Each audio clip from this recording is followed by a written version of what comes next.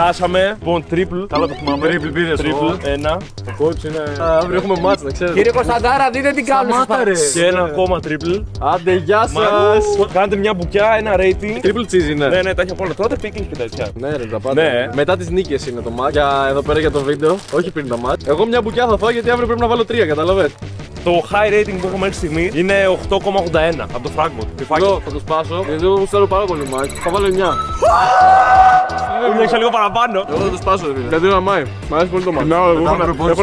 Εγώ έχω να φάω από τις 1 το μεσημέρι. Πω, λέμε. Γεια. Έλα, γεια. Αλτό, έλα, όλοι πάμε. Να δώσουμε και λίγο στον gold. Ναι. Λοιπόν, εγώ θα δώσω 8,90. 8,90. Εντάξει, δεν έχω πάει 9, αλλά. Εγώ θα δώσω 9-10. Μην μου σπάσει εμένα, ρε μαλακά. Άσε με top στο βίντεο. 9-0-1. Το αλλάζω. Το αλλάζω 9,2. Δεν ανεβαίνω με τίποτα. Λοιπόν, παιδιά, σας ευχαριστώ πάρα πολύ.